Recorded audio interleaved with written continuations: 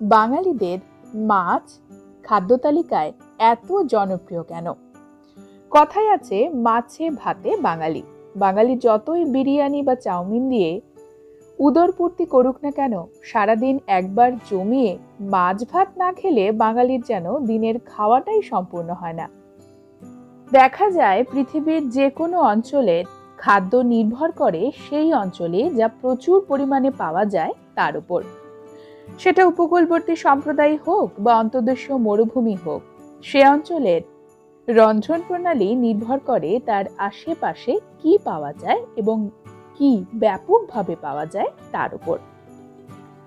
ঐতিহাসিকভাবে মানুষ উর্বর ভূমি, খাদ্য এবং জলের পরিমাণ যেখানে বেশি রয়েছে তার পার্শ্ববর্তী অঞ্চলেই বসতি স্থাপন করেছে, মানে নদীর কথা বলা হচ্ছে।